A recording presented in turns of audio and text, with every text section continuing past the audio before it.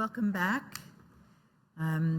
It's my pleasure to be your host today, and I hope everybody's having a great day at beautiful, sunny California. All right, so we are starting now with our next session. The speaker is Dr. Mikel Salazar. He's a rocket science with 3D, and so you're going to see that. He says he's a computer scientist, but I say he's a rocket scientist. He's currently working at the IFE, Norway Energy Research Center, and he'll tell you a little bit more about that context, I hope.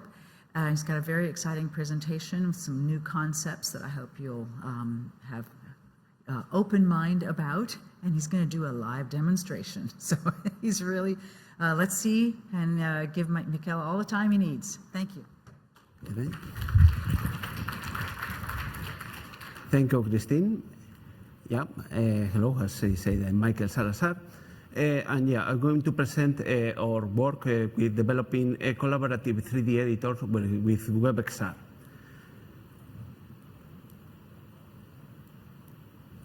Yeah, because the current limitations of the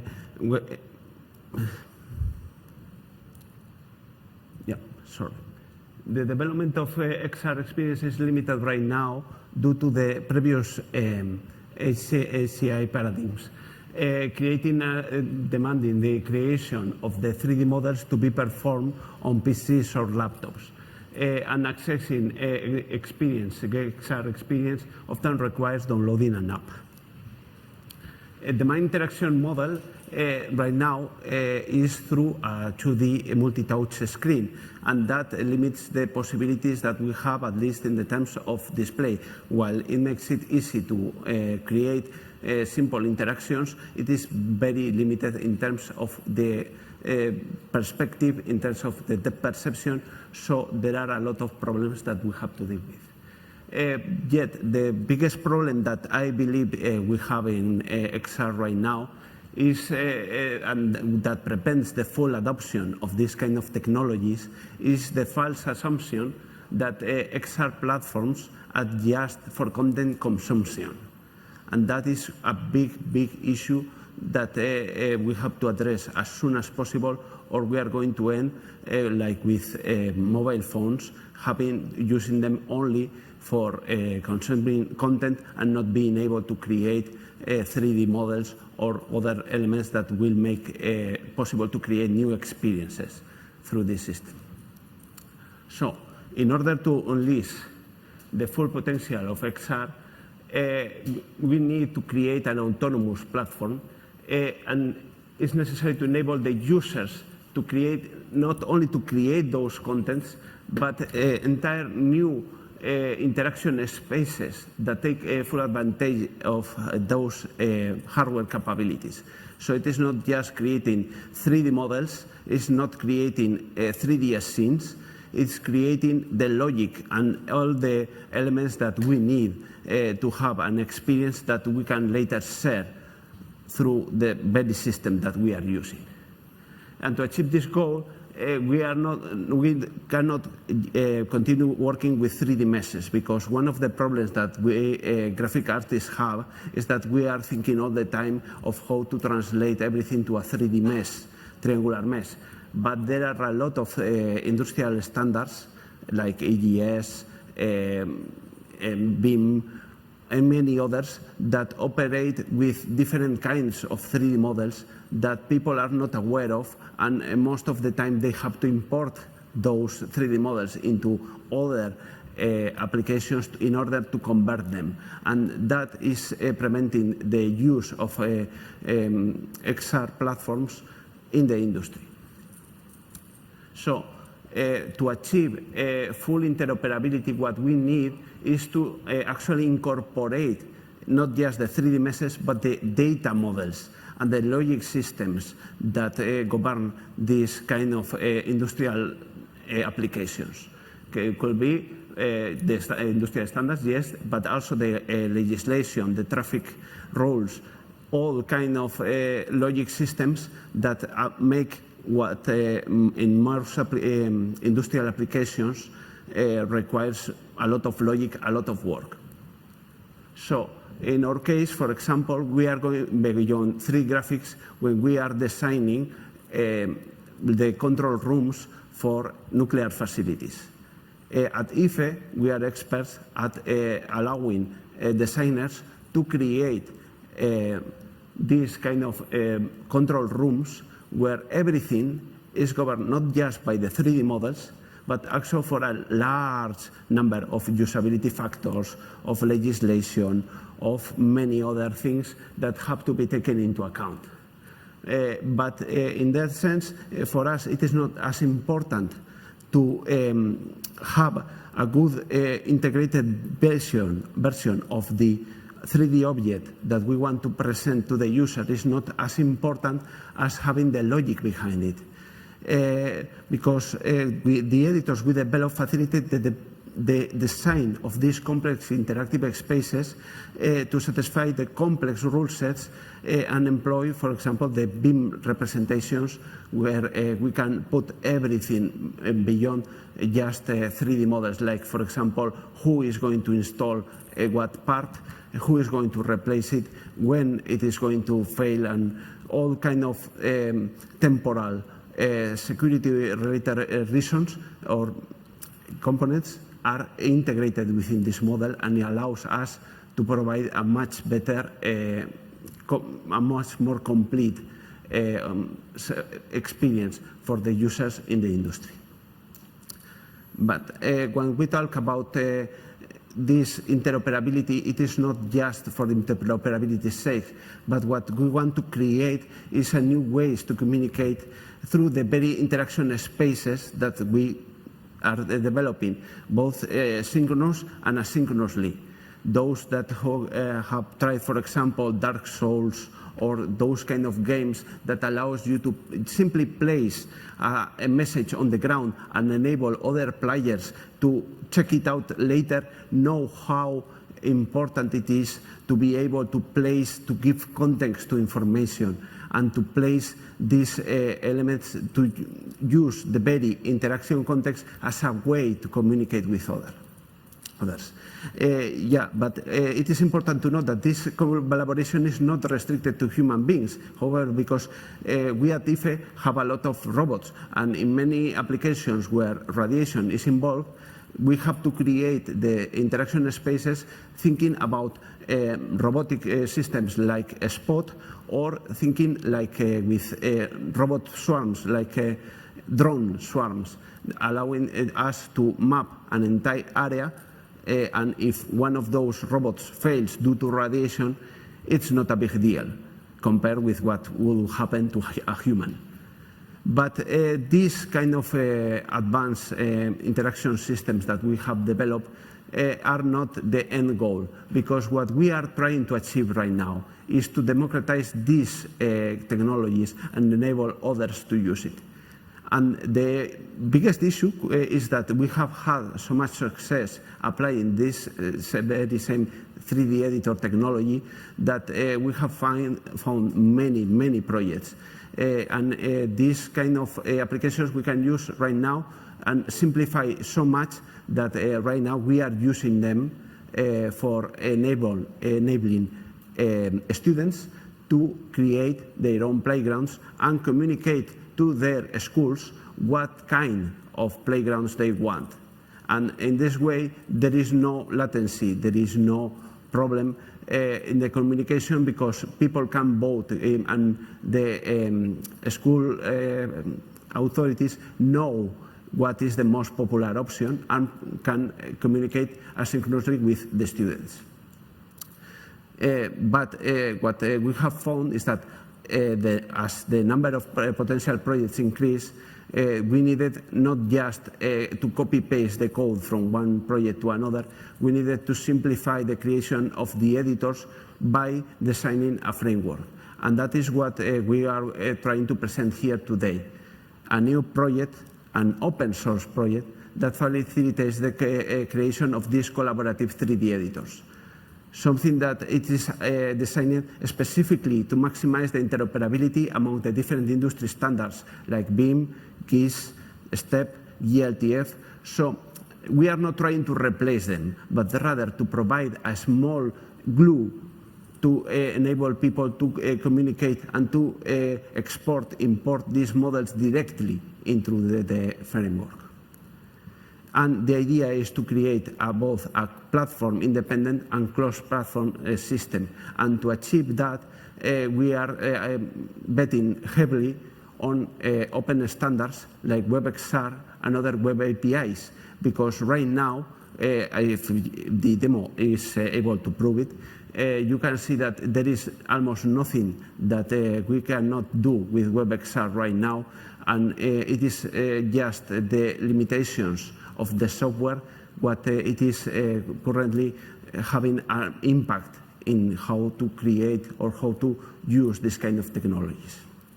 Right now, we are implementing this in TypeScript, because in this way we can translate it into JavaScript directly and operate it much better with it and share it with all, and be able to communicate with other web frameworks.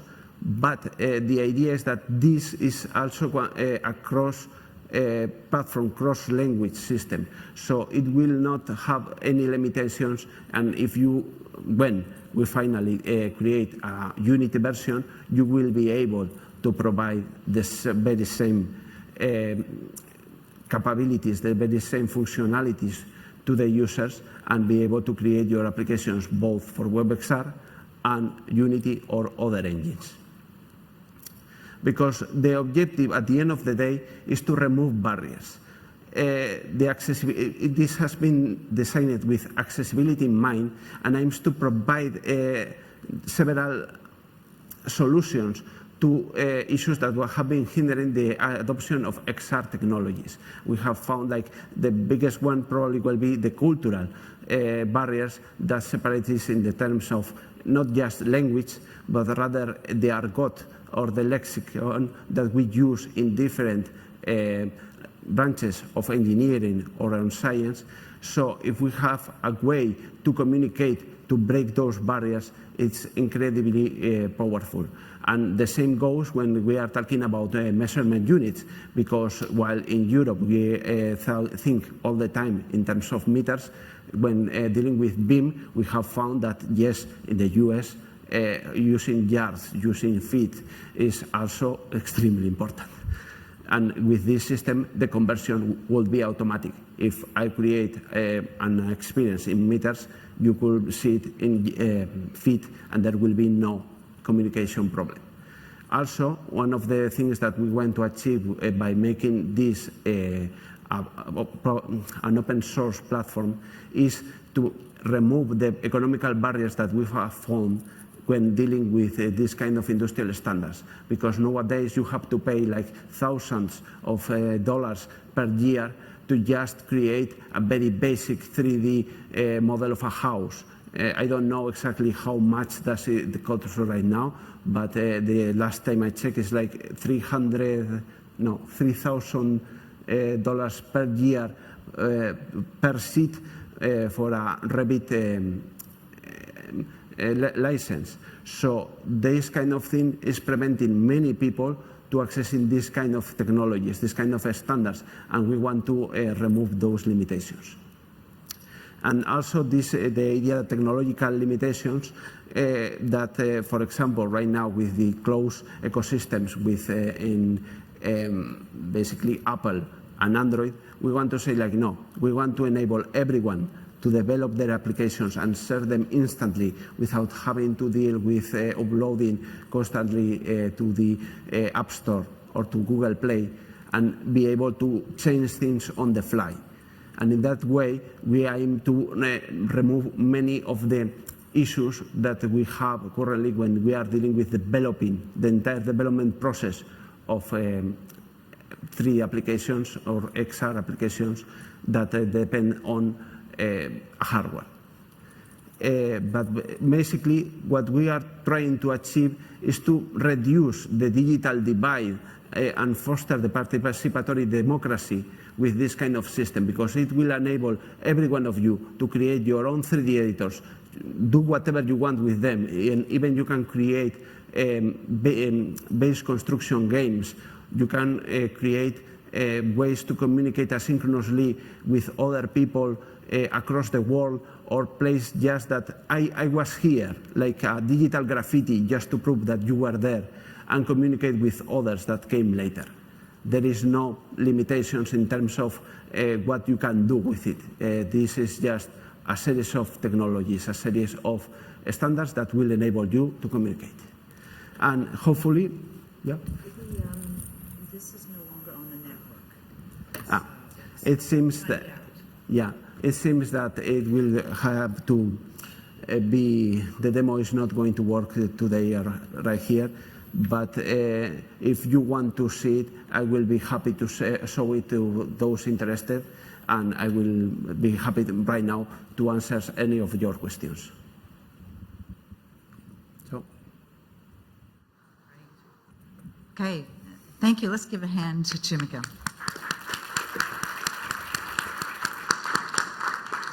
And I think the offer to do the demonstrations perhaps after the session is an excellent one, and Yeah. we'll see how that works. Thank you. Hey, thanks, Mike. So, question. You mentioned that it supports based on WebXR and other web APIs. So, my question: how does this compare, like WebXR versus like Three.js versus? So we also have the WebGL, WebGPU. So, are all of these can be used like as part of the? Yes, they are part of the entire thing, the entire set of web APIs that we are using beneath the framework. To maximize the compatibility, we are not creating our own APIs, but rather we take advantage of what there is already here and just try to get all those other standards that have been outside of WebXR and bring them back here into something that you can use. Right, and also, so you mentioned like you supporting like other kind of like formats, including like GLTF or like other scene descriptions. So that's it's possible. Yes, obviously, when you are trying to work with 3D meshes, GLTF and other more advanced standards are great. It's just that we found that apart from those standards that are already used constantly, there are many others like EGS, STEP, BIM, IFC that need to be added into the mix. Right. Yeah. So, and last question. So, if I run this on mobile devices, would I unlock the full power of the GPU there, or there's some limitations still with the WebXR? Like, I need to be limited to certain like bit depth, limited to certain memory access. Or is there something like that, or we can do as equal as like apps? The only issue that we have right now is that most, for example, BIM models or GIS, they have so much data that it is difficult to have in the current mobile phones at the same time. We are working with very simple 3D models right now to make sure that it works, and hopefully in the future, as hardware evolves, we will be able to put bigger and more complex 3D models into the framework. Thank you. Hi, thanks for your presentation. I was wondering, since you support step files, do you do the tessellation on the fly, or? Yes, the idea is the parametric geometry generation. We have already created like several libraries to use them. So if you modify one vertex, it will generate the entire surface. Okay. And last question, what do you think about the adoption of WebXR? And the most used AR device today is the iPad, but it doesn't support WebXR. So that is something that we have an issue with Apple, but we have been tracking the development of or the support of WebXR in Safari, and we hope we can find it already in a few months. If someone from Apple can confirm that point, I will be really happy. thank you.